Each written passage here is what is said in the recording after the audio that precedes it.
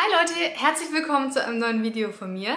Heute gibt es mal wieder meine Favoriten und dabei geht es genau wie letzten Monat nicht irgendwie grundsätzlich ums Kaufen oder um irgendwelche Produkte, sondern ich teile auch mit euch, welche Bücher ich gelesen habe, welche Musik mir gefallen hat, welche Aktivitäten mich inspiriert haben. Was war das denn? Und was sonst so passiert ist diesen Monat. Hi, ich bin Agnes und Anfang 2022 mit meinem Hund und meinem Mann nach Chile ausgewandert. Wir sind Minimalisten und auf meinem Kanal geht es darum, viele Abenteuer zu erleben, das Leben jeden Tag ein Stückchen besser zu machen und dabei keinen unnötigen Ballast mitzunehmen. Herzlich willkommen auf meinem Kanal und los geht das Abenteuer.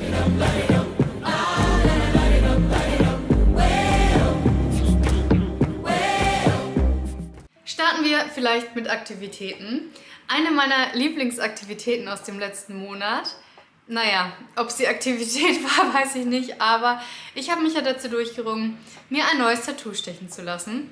Und zwar die Schlange auf meiner Schulter. Ich blende euch mal Videomaterial dazu ein und ich bin so glücklich mit dem Tattoo. Ich träume von diesem Tattoo ungefähr seit 3 oder 4 Jahren, aber ich habe mich nie getraut, es zu machen, weil ich immer so ein bisschen Angst davor hatte, dass es zu heftig ist. Aber jetzt im Nachhinein, wenn ich es mit Klamotten, also wenn ich was anhabe und mich im Spiegel anschaue, dann ist es eigentlich gerade von vorne doch recht unauffällig. Das heißt, ich habe mich eigentlich quasi umsonst zurückgehalten, beziehungsweise ich hatte grundlos Angst davor, dass es zu krass ist. Ich bin so happy mit dem Studio, das ich ausgewählt habe. Ich bin total happy mit dem Tätowierer, den ich hatte. Werde ich auf jeden Fall auch nicht zum letzten Mal dort gewesen sein.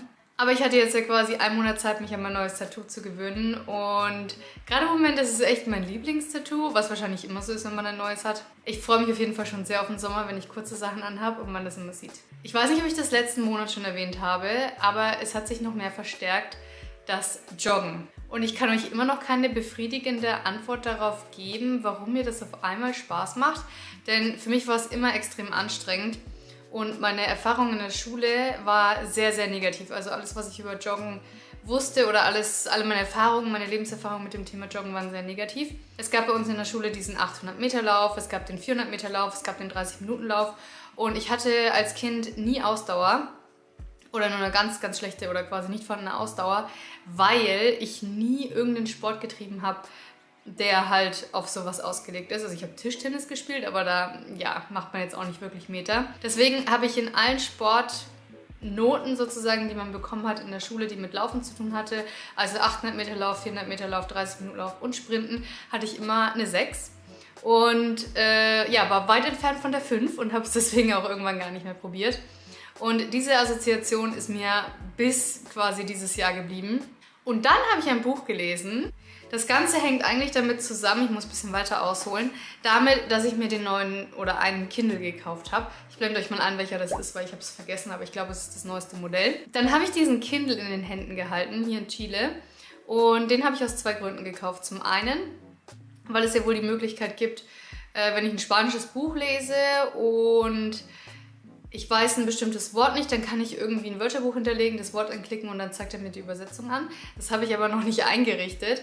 Aber außerdem kann ich so natürlich auch deutsche Bücher kaufen, hier in Chile, an die ich ja sonst nicht rankommen würde. Das heißt, ich war dann erstmal ganz desperate auf der Suche nach einem Buch für den Kindle. Ich habe quasi den Kindle bekommen, habe ihn ausgepackt und dachte, okay, jetzt kaufst du sofort ein Buch. Ich habe jetzt gerade keine Liste da mit Büchern, die ich unbedingt lesen will oder die Liste war irgendwo, ich habe sie nicht gefunden. Habe Instagram aufgemacht und die erste Story, die ich gesehen habe, war von Eva zu Beck, einer YouTuberin, der ich sehr gerne folge oder die ich sehr gerne schaue. Und ich wusste in meinem Hinterkopf, dass Eva zu Beck auch in ihrem Instagram ein Highlight-Dings hat, wo sie Bücher empfiehlt. Und da bin ich dann draufgegangen und das erste Buch, was sie empfohlen hat, glaube ich, war Born to Run. Und da ging es eben ums Laufen. Und ich so, gekauft! die Joggen überhaupt nicht leiden kann. Ich muss mal gerade gucken, der Titel hatte noch einen Untertitel. Das Buch heißt nicht nur Born to Run. Born to Run, ein vergessenes Volk und das Geheimnis der besten und glücklichsten Läufer der Welt. Und das mit den glücklichsten Läufern hat mich irgendwie gecatcht in dem Moment. Also habe ich das Buch gekauft und habe das Buch gelesen. Es ist nicht das beste Buch aller Zeiten. Ich habe es trotzdem durchgezogen. Aber ich habe dort sehr viele interessante Sachen übers Laufen gelernt. Warum der Mensch überhaupt läuft, was einen guten Läufer ausmacht und was ja das Erfolgsgeheimnis von Laufen ist. Und das habe ich dann auch so ein bisschen drauf angewendet und es hat mir auch geholfen, Joggen oder Laufen für mich neu zu definieren. Und dadurch ist es jetzt für mich ein sehr wertvolles Hobby tatsächlich geworden. Und ich gehe gerade 2 bis 3 Mal die Woche laufen. Jetzt war ich erkältet, dann war ich mal eine Woche nicht. Meine Leistung im Vergleich zu anderen ist immer noch super schlecht, aber darauf kommt es mir überhaupt nicht an, denn aus irgendeinem Grund ist es ein fantastisches Ventil für mich gerade, um Stress abzubauen. Und darum geht es ja eigentlich auch. Dann habe ich diesen Monat noch gelesen Can't Hurt Me von David Goggins, eine Person, die einen sehr inspirierenden Weg zurückgelegt hat. Ein Amerikaner, der unter nicht so glücklichen Umständen aufgewachsen ist und quasi sich zum Self-Made Man gemausert hat und sehr viele Grenzen in seinem Leben überwunden hat und das so ein bisschen zu seiner Lebensphilosophie, oder nicht nur ein bisschen, sondern es ist seine absolute Lebensphilosophie und der Kern seines Daseins, dass man so ungefähr jede Grenze überwinden kann, die einem in den Weg gelegt wird. Auch ein super inspirierendes Buch, auch wenn ich mich nicht ganz identifizieren kann mit dem Autor. Ja, ist natürlich ein männlicher Autor, also männliche Perspektive. Trotzdem bereue ich nicht, dass ich das Buch gelesen habe. Und jetzt gerade lese ich das Buch Rise, Sister Rise von Rebecca Campbell. Ich habe die Hälfte gelesen, ich habe es gestern angefangen. Verliebt. Absolute Liebe, wenn jemand von euch was... Jetzt kommt gerade ein Krankenwagen. Wenn ihr die feminine Seite in euch stärken wollt oder das Gefühl habt, dass euch so ein bisschen die feminine Energie fehlt und ihr auch einen Hang zur Spiritualität habt, dann kann ich euch dieses Buch auf jeden Fall zu 100% empfehlen. Ich weiß nicht, ob es auf Deutsch gibt, ich lese es jedenfalls auf Englisch. Das sind die 3 Bücher, die ich diesen Monat gelesen habe, beziehungsweise das letzte noch nicht ganz fertig, aber ich glaube, dass ich das auf jeden Fall vor September fertig lesen werde. Und dann kommen wir zum Kindle. Was mich stört, ist so ein bisschen hier zum Beispiel der Startdisplay zeigt mir einen Buchvorschlag für sie empfohlen. So, dann mache ich es an, dann ist wieder irgendein Buchvorschlag, dann mache ich es auf und dann ist hier wieder so für dich empfohlen und so. Ich empfinde das als Werbung.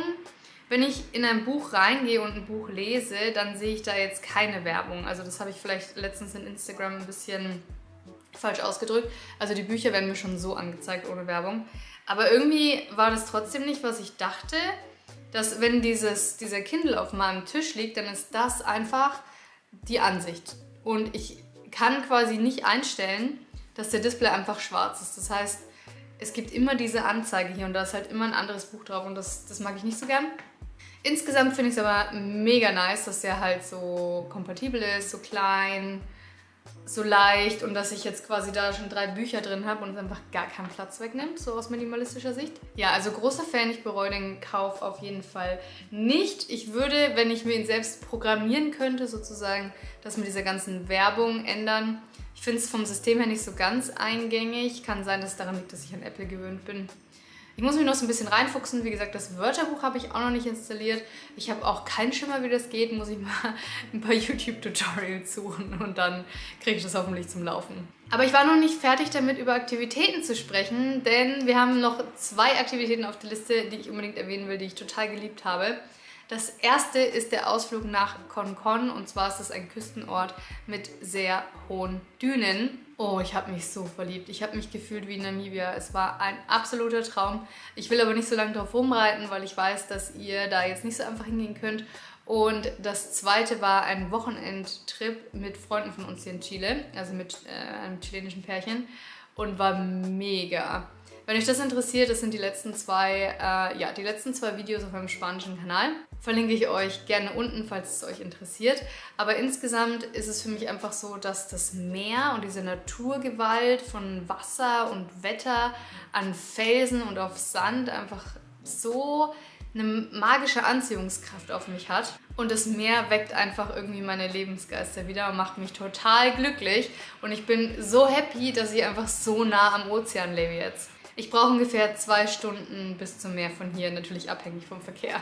Angeknüpft daran, ein großer Favorit von mir diesen Monat oder allgemein seit ein paar Monaten, ist das Carsharing hier in Chile, das ganz gut funktioniert hier, wo wir wohnen. Und zwar benutzen wir die App Auto, also statt U ein W. Und das funktioniert echt mega gut und ist auch viel günstiger, als wenn wir immer zu so einem Rental-Dingsbums gehen und halt auch viel spontaner. Weil wenn wir zu so einer richtigen Mietwagenfirma gehen, dann müssen wir immer Verträge ausfüllen und Kreditkarte hinterlegen und dann wird die Kaution abgebucht und wieder zurückgebucht und bla bla bla. Und dann muss man zu den Büroöffnungszeiten da sein und so.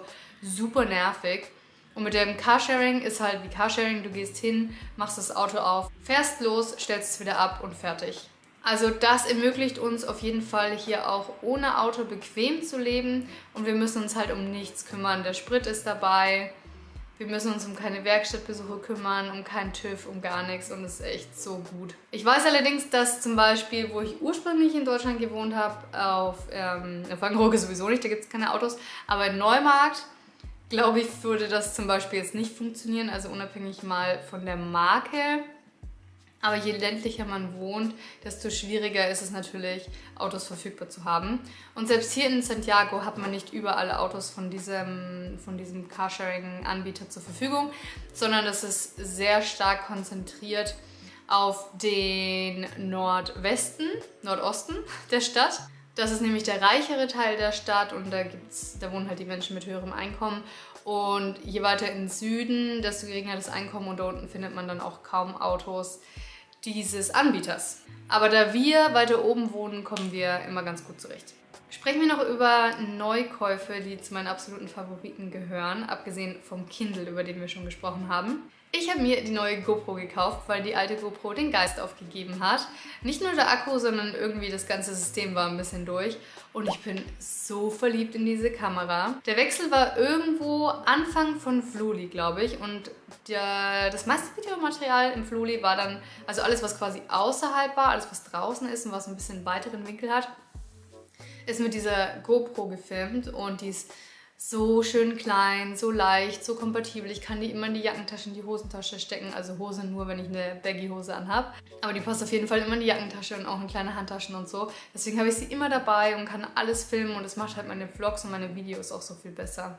Und das Beste ist, dass sie jetzt auch vorne ein kleines Display hat. Das heißt, wenn ich im Selfie-Modus filme sozusagen, dann kann ich mich auch selbst im Display sehen, was top ist. Also diese GoPro, die ist echt richtig, richtig, richtig gut. Also wenn ich von allen Kameras, die ich besitze, nur eine behalten dürfte, wäre es wahrscheinlich die.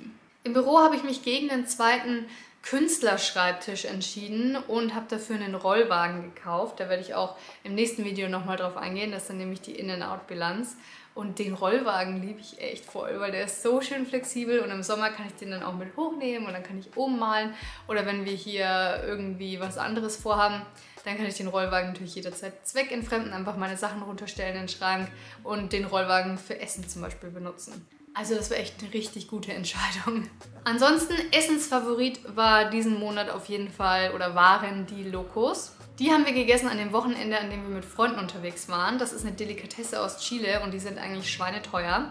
Das sind Muscheln, die sich an Felsen saugen. Die Muscheln sind so teuer, weil es sehr strenge Fangquoten gibt, damit die Bestände nicht gefährdet werden. Und das treibt natürlich die Preise in die Höhe. Wir haben 2 volle Gläser von dem Vater von unserem Freund geschenkt bekommen.